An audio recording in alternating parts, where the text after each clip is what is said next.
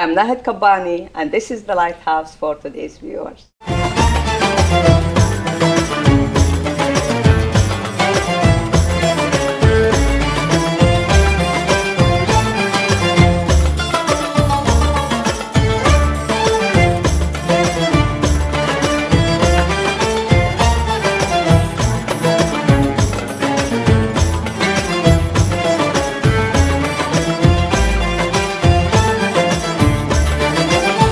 Welcome to our show.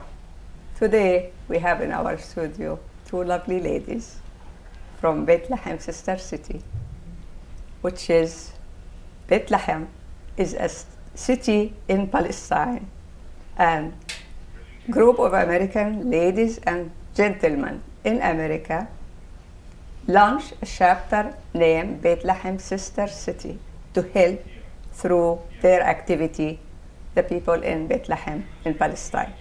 To know more about this subject, let's introduce our guest to you. We have Patricia D and we have Jeanie K.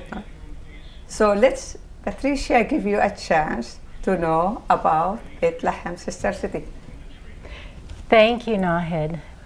Yes, I'm proud to say that Sacramento and Bethlehem are official sister cities now.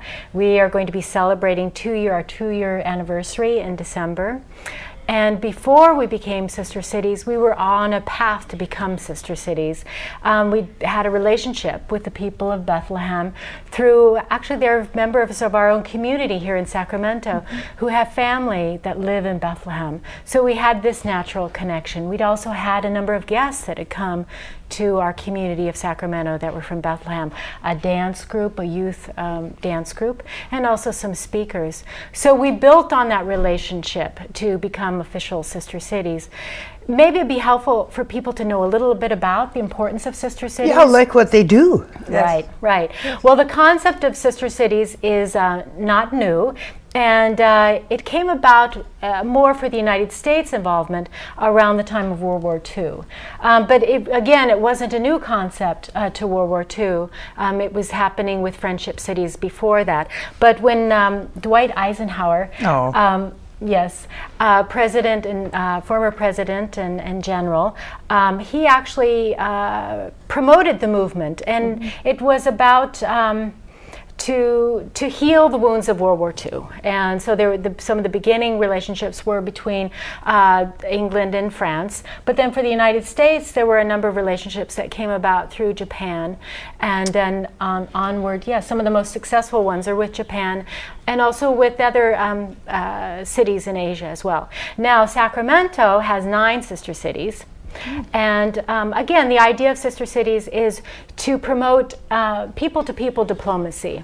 So the idea that often if we get to know one another, find what we have in common, learn about each other's differences, respect those differences, and learn actually from those differences, that in itself can do a lot to promote peace, and possibly far better than our leaders can. Better than bombing, you could say that. Better than bombing, yes, for sure. Yeah, for sure.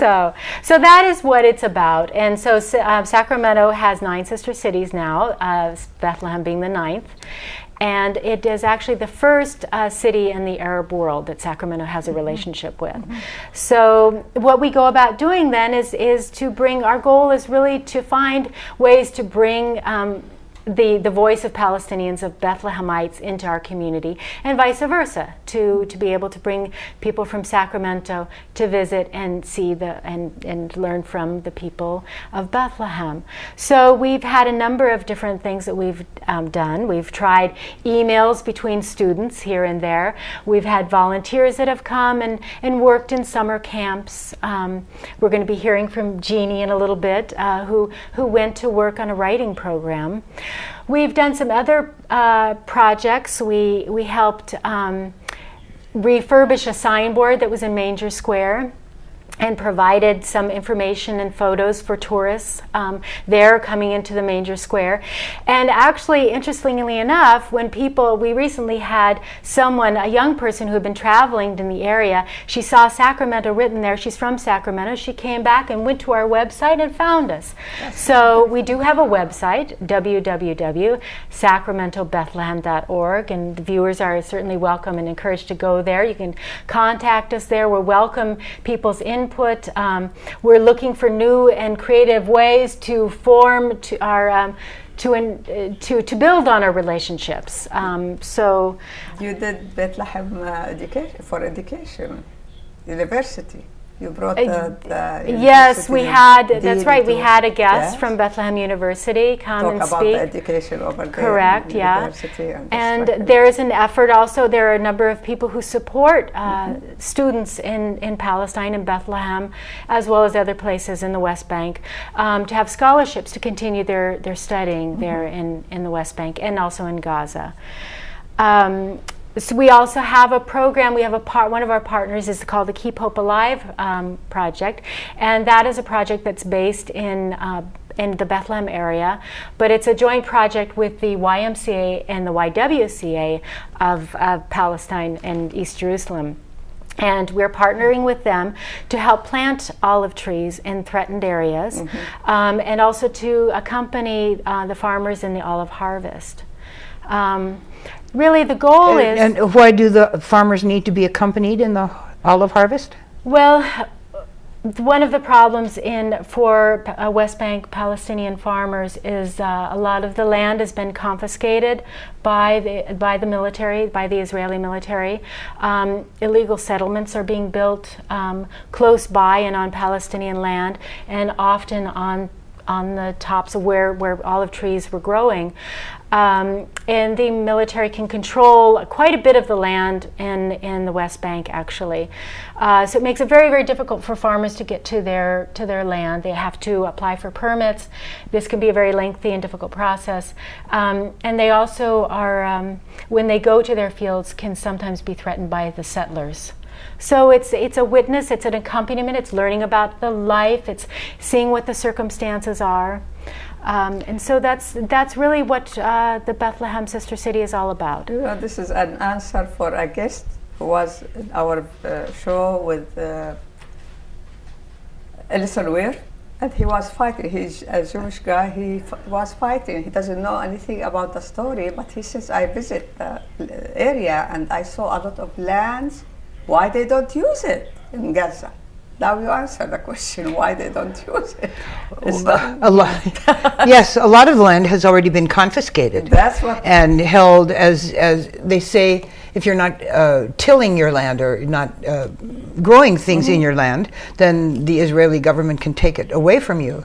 But they make it so difficult to get to cultivate your land, either by walling it off or going through roadblocks or soldiers there, that the land remains uncultivated and then they confiscate it. It's really an ongoing land Yeah, these grab. are some of the things that are hard for people to understand who haven't been there. Yes. But I think too, even just trying to understand what people's lives are like. And that's really more the goal of Sister City, is to see, to break open. I mean, a lot of the trouble is because Palestine is so far away, Palestine, Israel, very far away, we have a lot of negative images about Palestinians, and so it really is an opportunity to break through those stereotypes and bring the human face in, and find that there's lovely things, such as one of the parts of the Keep Hope Alive project is the olive wood. So, for example, here's some olive wood here with a little peace dove on it. This every year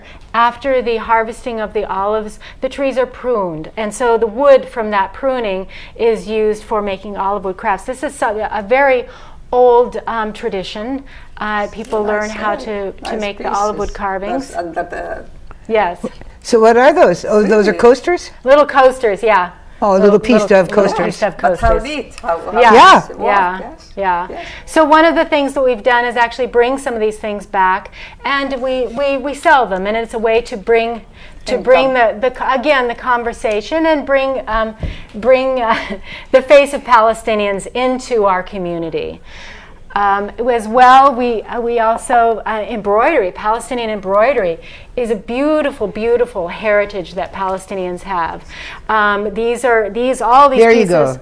Now accept their clothes. Thank you. Yeah. All these pieces are made by Palestinian women in Bethlehem, and it's keeping a tradition alive. This is a nice pocket. Traditionally, sure, they might have had little purses, but more often it would have been a dress. Yeah. Okay, and beautiful dresses, thobes they're called. Incredible amount of embroidery done on them. And women would have had an ordinary day dress, which might not have had so much embroidery on it, but then a wedding dress. Oh my goodness! And so this heritage, this proud heritage of Palestinians, to be able to let people know that this is what Palestinians are about. And even earlier, before we opened up the show, we were talking about some of the food you can have in Palestine, and the za'atar, special herbs and special dishes. And one of the things that you learn right off when you go to Palestine is the hospitality, and Palestinians will invite you into their home, often for coffee. You're walking down the streets, you get invited for coffee and tea. Often it's hard to actually make it through the town. If you're going somewhere, plan for extra minutes to get through. And the food is very, very good, and the hospitality, very, very generous. So Nahed was asking me to show this. This is also a piece of olive wood made by a woman named Claire Anastas and her family. Maybe you can pan in on this. There we go. Again, this is olive wood, but it's a little bit, this is a creche, but it's a different sort of creche, because what it's doing is highlighting the wall. There is a wall that is surrounding Bethlehem, and it actually literally surrounds Claire Anastas's house in three ways. She's blocked in by 3 walls. I've stayed in Claire's house, and Claire's house was on the main road from Bethlehem leading to Jerusalem. That road is now closed for Palestinians, or for Bethlehemites. They cannot get to Jerusalem, where the holy sites are for both Christians and Muslims. So Claire creatively made this creche, and to highlight not only the beauty of the olive wood and the tradition, but also what is happening now in Bethlehem. And that really is also one of the other reasons we chose Bethlehem as our sister city, because Bethlehem itself actually called out to the entire international community.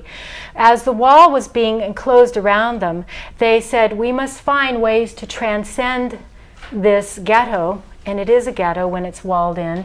We must find ways to transcend this. And one of the ways is actually connecting. We must find ways to connect with the outside world. And so that's very much what the Bethlehem Sister City is, making that connection.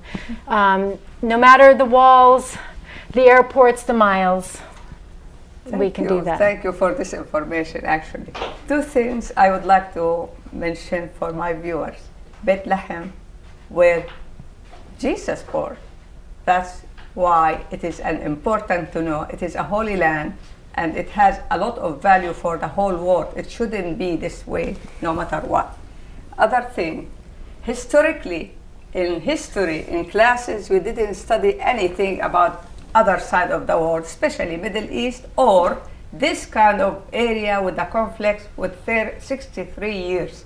If it is okay, why they still fight? Why didn't solve yet?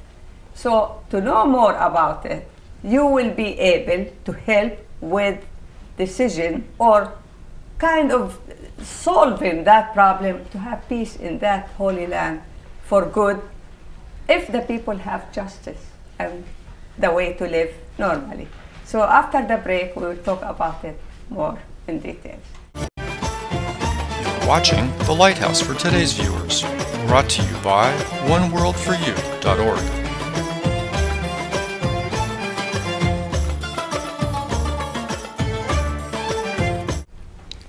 So for the break, we had some kind of good information. Let's continue, find out what kind of projects Bethlehem Sister Cities have. Will you tell us, please? Oh, yes, be happy to. Well, we were very happy this past summer to be able to send 2 volunteers, and one of them is here with me today, Jeanie Keltner. And the other volunteer is, he's a 20-year-old who went and worked with the Keep Hope Alive Olive Tree Project, which I was telling about earlier, and also with a summer camp with youth. But Jeanie went on a special trip, which we're working on forming a partnership with the Palestine Writing Workshop. And as I said earlier, one of our goals is to bring Palestinian voices into our community. And one of the ways to work to do that was to see if we could have actual writing and authentic voices from Palestine, from Bethlehem. So we had Jeanie go and work. And so Jeanie can But they didn't want to write. They're scared to write. Yeah, the teaching part of my project had its moments. I ended up teaching 4 different people. How long it was? I was there for 5.5 weeks. Wow. And I ended up teaching only 4 people because I think we need to work on setting this up so there's credit, etc. But even though the teaching per se had its drawbacks in a way, there was so much else that made it an incredibly positive experience. And of course, one of the reasons it was a positive experience was that it showed you that we think of the Holy Land and the Middle East as total conflict. But Bethlehem has always been a city of Christians, Muslims, and Jews in the past, who all lived happily together. The whole Palestine, actually. All Palestine. And when I talk to people here, people will say, yes, but they've been at each other's necks forever, talking about the Arabs and the Israelis. And I say, not true. For centuries, everybody lived in the same communities in slightly different neighborhoods, but they communicated and had many friendships, many intermarriages even, so that it wasn't, I wouldn't have called it an integrated. Named Palestine. There was a country named Palestine, yes, contrary to different myths. So there is nothing like experience. And if you want to know what it feels like to live under occupation, you not only have to go there and be there, but you have to be there long enough so that it sinks in. It's not enough to go through one checkpoint. It's not even enough to go through a checkpoint 2 or 3 times, but to go through a checkpoint every time you want to go to the next city. And even if nothing happens at the checkpoint, nobody is humiliated and nobody is harassed, you are still spending 30 extra minutes out of whatever travel time you have going through a checkpoint. As a matter of fact, I did see an 80-some-year-old Arab woman dressed in hijab taken off the bus because she had a card that said she needed to get a handprint, an electronic handprint, and they didn't have that technology at the checkpoint. So that meant she had made a 20-minute journey to the checkpoint and would have to make a 25, she'd have to wait there certainly for a good long time while the bus came, make another journey back, go off to another checkpoint, and by that time possibly the pass that she had for Jerusalem might have no longer been good. Because only 1% of the people in Bethlehem have passes to visit Jerusalem, which is like as far away from us as Folsom is. Oh, closer. Closer? It's closer? I know, it probably seems that way. It seems that way because you go through the checkpoint. Yeah, 6 miles. It's only 6 miles. Yes, yeah. So it's a stunning awareness that you are not free to move as you want to move. And it's a constant presence because nearly everything that you do, we were talking before the show of this wonderful herbal mixture that you find in, don't they have it in all Arab countries? Do they have za'atar? No za'atar in Jordan? Specifically in that area. Okay. Za'atar is hyssop, oregano, sesame seeds, and maybe a couple other things. Sumac. And you put it on this yogurt cheese, and it's out of this world. And we decided it's very good for you as well, and totally non-caloric. Which is not to be sneezed at. But Palestinians are not allowed to export it to the other parts of the world because the Israeli government deems it not to be exported.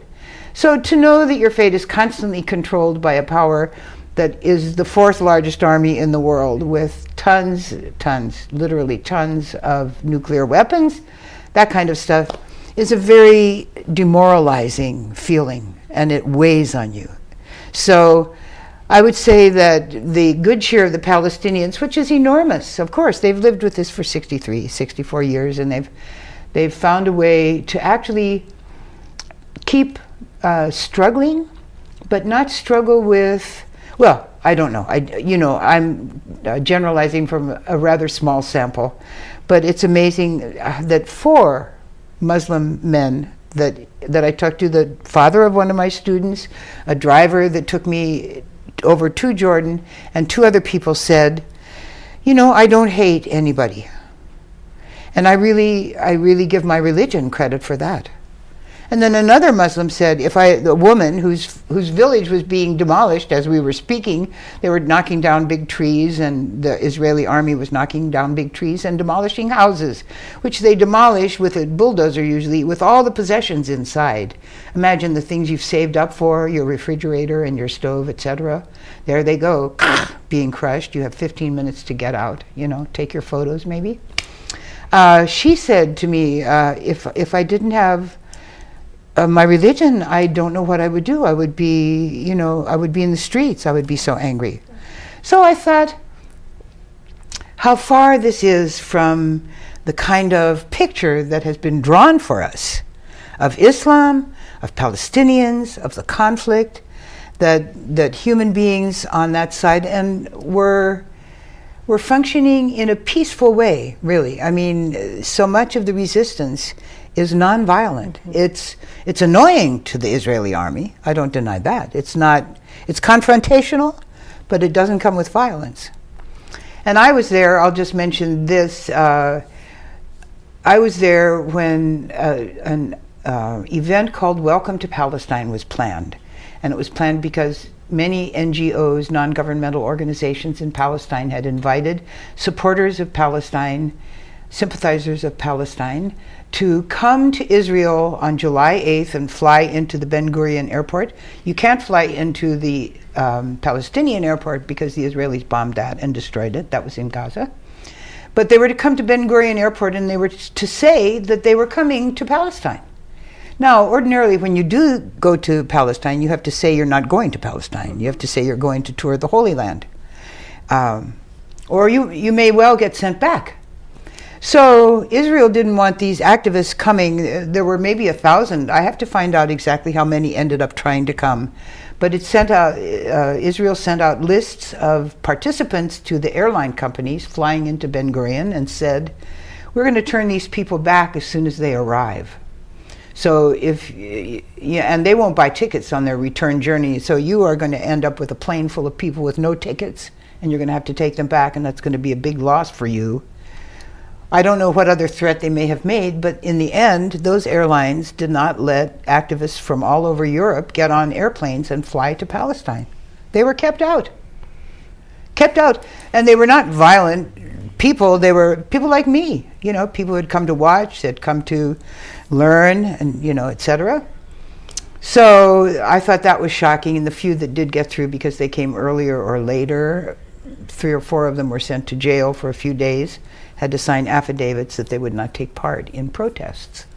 I did follow along to some of the protests. I knew from the start I did not want to get involved in anything dangerous. I said that I would have the courage not to have courage, which is very hard to do. Say, I'm a coward, but I will be a coward. And I saw them shoot, and they did go to different places, and they rattled the cages of the Israeli Defense Forces. They yelled, and they were angry demonstrators in front of these places, and for that they got tear gassed, or they got sound bombed. I had never heard a sound bomb go off. It was so loud that a pigeon that was flying through fell to the ground dead. Wow. Somebody said, "Uh-oh, the dove of peace." The pigeon of peace, I guess. But so this is the conflictual area of my trip. So much more of my trip was visiting families, different families of my students, and seeing what home life was like.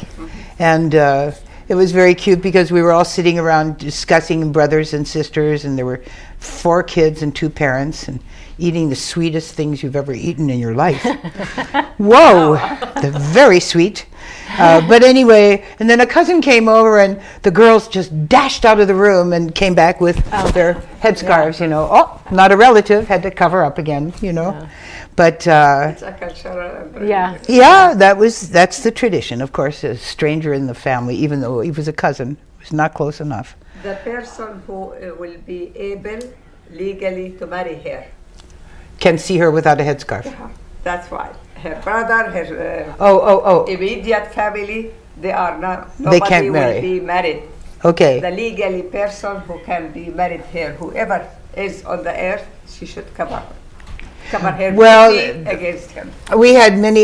2 of my students, the most assiduous students that I had, were 2 young Muslim women, and we talked a lot about their romance, you know, and how it wasn't working right. You know, the man wanted to marry her, but she was not interested in him, even though her family said. So I digress. learn. I learned a lot. Yeah. I learned a lot.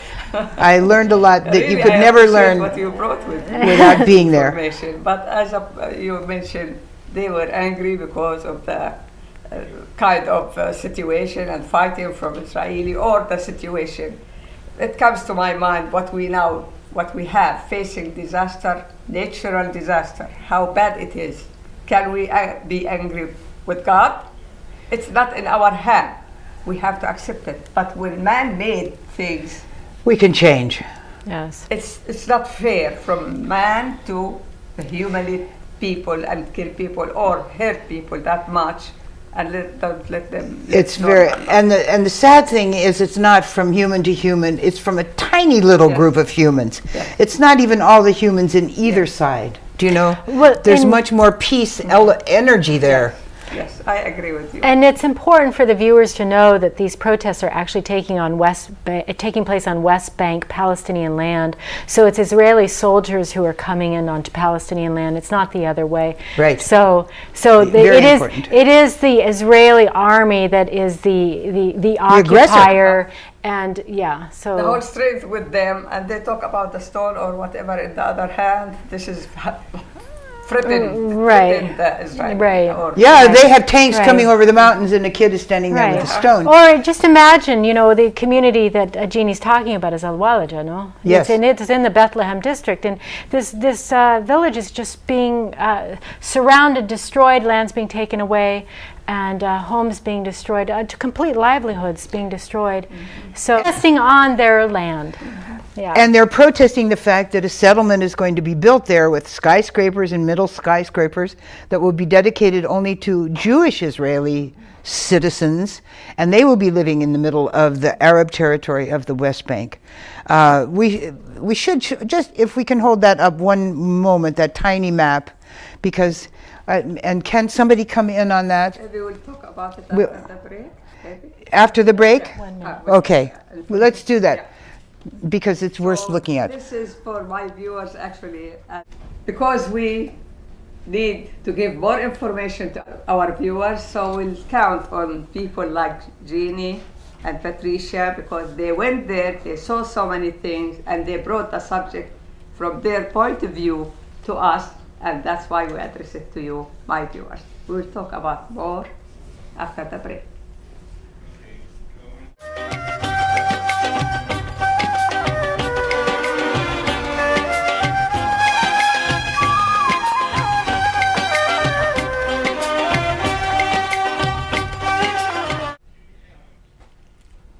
Let's continue with our guest Jeannie to understand about the map and the people in Palestine. Yes, we were just about to have on the screen a tiny map, which there it is, to my mind, that says all you need to know practically about Palestine, Israel. And that is, you can watch over a period of 60 years, not 40, over 20 years really, the change of all the green in that first map on the left is Palestine, and the white is Israel, as you can see it named. And you can watch over this period of 60 years. Thank you. My math is wonderful. Not 20 after 20. It actually, Four. right. It was Yeah, started in about 2020. 1920, didn't it? The Zionist movement with buying little bits of land in Israel, in Palestine. And then in 48, the second panel, they were given that green part. Yes, they were given that. No, Israel was given the white part in the 48 partition. Okay. And then from then on, it has simply been little by little a land grab until finally we have the situation today at the end where there's hardly anything left of Palestinian territory. It has been so divided up.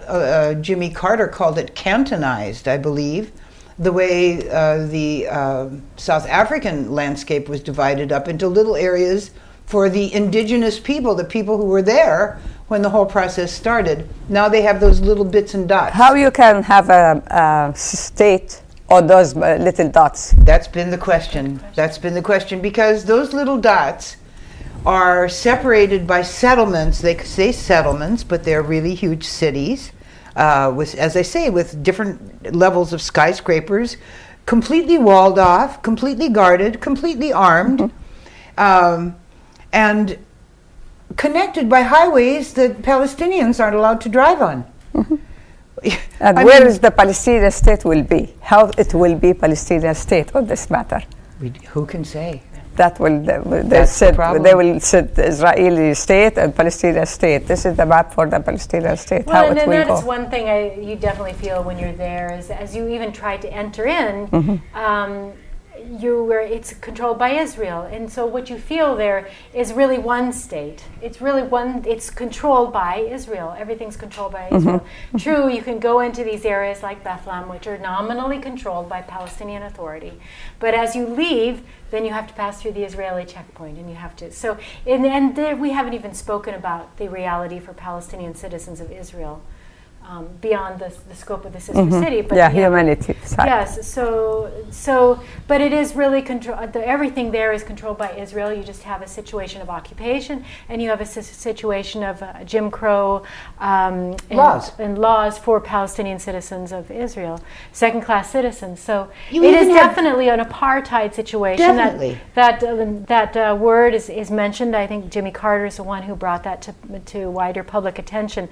But as Jeanie spoke of, these highways for settlers only, these areas, these settlements, as Jeanie said, that aren't just little places, but actual cities. I mean, some of them are approaching 50,000 people. Okay, there are now over 500,000 Israelis living in the West Bank on Palestinian land. That's really sort of 1 out of every 10% of the population of Israel lives in the West Bank.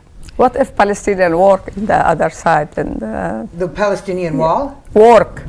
Oh, How they go from? They start at 3 a.m. in the morning, and they line up at the checkpoints to get through to the other side. It's extremely painful. It's a situation. Well, it gives you a good sense of what it might be like to live in Iraq, except there are more bombs exploding in Iraq than there are right now in Palestine. It's those little dots that you saw on the map, the white parts between them, many are settlements. Settlements dot, they call it the matrix of control, come down along the length of Israel, and they're always on the mountaintops. They're always on top of the aquifers, and water is more precious than anything else in that land. When I arrived, after those little dots, as you can see, are separated by many settlements that go the length of that territory, and they really are like an armed camp running the length of the country to, if an uprising should take place. But what's interesting is that because of Oslo, they've divided it into 3 kinds of areas, but they don't like Israelis to go into Palestinian territories unless you're in the armed forces. Because I don't think I know they don't want Israelis to know what's going on. But you're speaking about they can't come into the major cities. They're certainly around in the settlement roads and in the settlements, and they don't have to be soldiers. I mean, as we said, there's 500,000 Israelis living in the West Bank. It's just that they would never come into Bethlehem. It's illegal to be in Bethlehem. It's illegal to be especially in Ramallah. And there are signs that say Israeli citizens not past this point. But we're talking about areas of the very urban areas. And I think for the very reason that Jeannie's talking about, just separating. I mean, aside from the cruelty and the inconvenience and the human rights violations for the Palestinians of having this wall there, it also serves to separate Israelis from Palestinians and to keep them from knowing about one another and to keep them always being the other. Isolated. Because many Jewish Israelis are against occupation. But they're not faced with it every day. It's blocked off, and that makes it easier not to make it a daily concern. Whoever needs peace, he will be against what they have now, because this situation will never ever bring peace to the world or to the people. And unjust situation, unfair situation, no way to let people live, relax and happily without problem. So resentment and anger is stoked constantly. Yes. Constantly. And it's not sustainable. It eventually will change. This system will eventually end, and we hope for just peace for both people, for everybody. Human rights. Yes. If they have their rights Yes. as a human being, it will be much better situation, and it will not be frustrated that much for the people to live. Well, I never heard, now again, I'm generalizing from a small sample, I heard no Palestinian say anything about getting rid of Israel from where it was. The idea that Israel says it has nobody to accept its reality as a state, I don't believe that's true. No. I think Palestinians say, Israel is here to stay. We can't imagine, going back to the situation before partition. It can't happen. It's an occupation. You cannot ignore that. And occupation have rules, and they will stay for a period of time on history, control the whole area, not parts. If they control the whole area, there is rules for occupation. Which they're breaking. That is, it's the give people chance to live. Yes. And that's all what they need to live. Yeah. But not to kick them out and take their place and kill half of the people. Then you said they are terrorists. They are harming us. One of the things that I did when my classes turned out not to be full of students, I had time on my hands, and I had access to one of the best libraries about the Palestinian situation possible from a Palestinian scholar, Mazen Kumsea. So I read. And the state of Israel was founded in terrorism, in Israeli terrorism. The Stern Gang and the Irgun, these are things that we do not hear about when we hear about, we hear a sanitized or a mythologized version of the creation of Israel. And when you get to read the documents of the day, the historical documents of the people who made the state of Israel, they were gangs of terrorists. They moved into villages and they killed people and they set off bombs in Arab markets, and they blew up a big hotel that was filled with British and international travelers, the King David Hotel. So it's very interesting that we think of Islamic terrorism. That's a word that has been joined together with a great deal of effort by public relations people.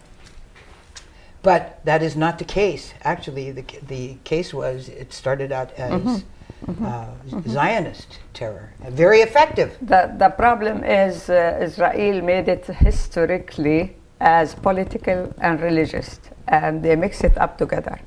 If you count on religious, God have hand in it. If the God punish the Israeli, Palestinians are not the God to give back what God take. It is open, and it is Palestine, and Jewish live there as normal people living in that area, as Jewish and Arab and Muslim and Christian and Palestinian. But the name of the land is Palestine. Okay, occupy that land, keep it as Palestine, put your hands on it, but give a chance to whole people to live. Yeah, don't chase out the people who are living there. Don't kick out the people and say, this is my land from God. Well, somebody said God is not a real estate agent. Yes, that's what it bothered the Palestinian. That's what it pushed the button. How come 1,000 years we are here? You came from nowhere to say, this is my land, God give it to me. Go to God, ask God. You know, this is a dilemma, but it become like politics and religion, which is hard to mix it up. It doesn't mix but well. humanity is humanity on earth, and the human rights we fight as American, we fight for that, and we should, under our side, we should no longer let people live this miserable life. Why we are in Libya, why we are in Syria? Because they are not taking care of their people. I don't even want to get in there. Yeah. Because I we shouldn't mean, be in either of those we follow places. human rights. Why Yeah. we don't look at that area as a human right? Oh, really, Nahid, we don't go into Libya for human rights, and we don't go into Syria for human rights. We go in for our own economic, financial advantage. And we too, in the United States, have our own myths about how we were created. Oh my and goodness, yes. So that I think that the myths about the creation of Israel is for the digestion of Israelis to feel good about their country, just as we have myths about the creation of the United States. If you read the Bible, there is a story in it. Well, I'm talking about modern day, Yeah. actually, and just the creation of Israel and the myths about that, and again too about the creation of the United States. There Every country mythologizes. and even more current. I mean, the myths that were around why we went into Iraq, and now these things get. And I think you're going to have a show about 9/11. I mean, there's myths all around. They abound, and it's a way to convince the people and have them kind of go along with the program. To me, And Israel has a program. They have a definite program seen by that map that Jeanie was get more highlighting. land. That has been the program. It's been the dispossession of the Palestinians from their land, and for the use of Jewish Israelis, and that is painful. But to me, if we like to control the whole world, we can control it with love and care and helping the needy. It will be less costly, Yes, and right. more lovable, more acceptable for the whole world. They will welcome us, not push us back. But to make business as military, as weapons, and spending and throw it in the other side of the world and take their goodies for us, it doesn't make sense. Well, that was why it was so touching when you brought up Dwight Eisenhower as part of the Sister City project. That was a man who knew war. I always say when I talk about Eisenhower, he actually looked in the faces of young men, as it turned out at that time, who he knew would be dead the next day in a war. Wow. He knew that they were spending the last night of their life in front of him. And that moved him so that he said he hated war. The people, he said, calling for war are people who don't know it. And that's why he was thinking about healing after a war. And that's why he came out against the military-industrial complex, which is running our country right now. You know what?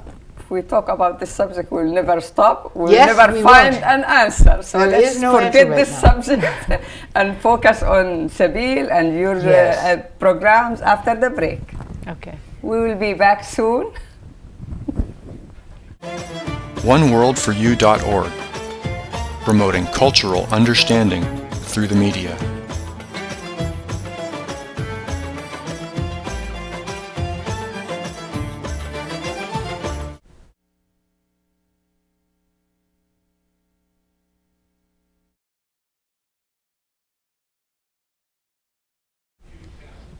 I believe we get a lot of information about too many different subjects now. Let's go back to the Bethlehem Sister Cities and we find out what they have as conference for the program coming soon.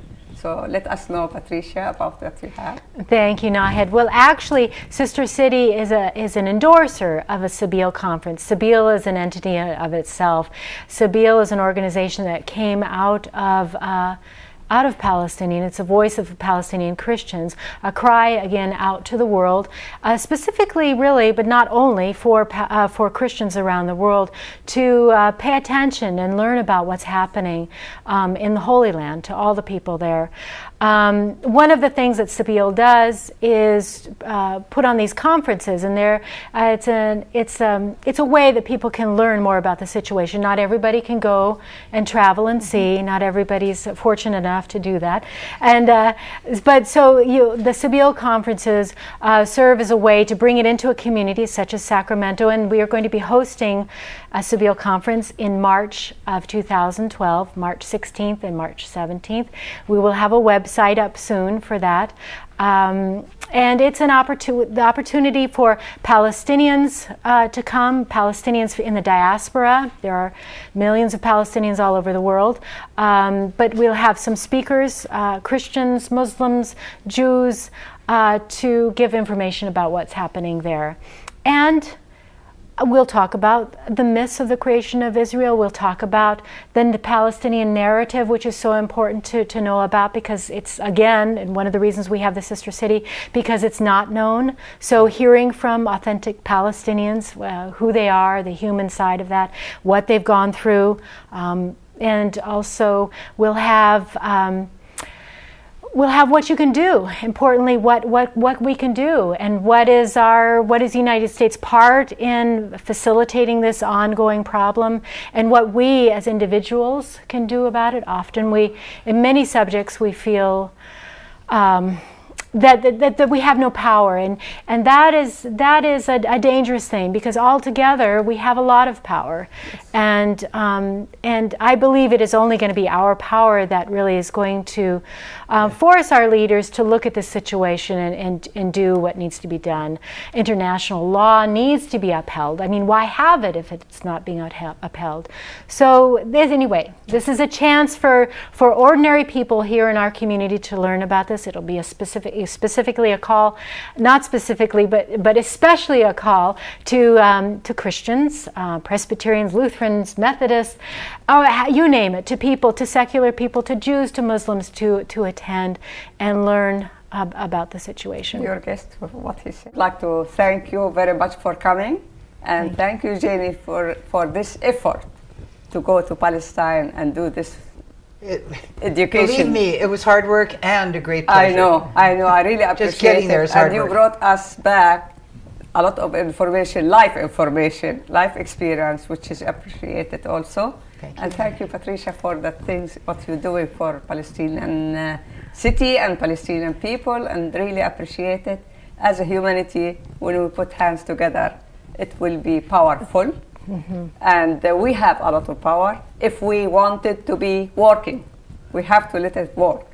And for you, my viewers, if you find something interests you, you can contact Bethlehem Sister Cities. Please do. And if you like to be volunteer, you will be more than welcome. They need a lot of volunteer, and we would love to see you there. And again, maybe this is the main issue and the main reason we established this show after September 11, to shed some light about stories from that side of the world. You don't know anything about it, and it's bothering you and us that why it is not solved until now, why they still fighting, why. At least when you know something, you will think twice and you give your opinion or vote, and maybe something for better will be coming soon from you, my viewers, and your power. Thank you for watching. We'll see you next time.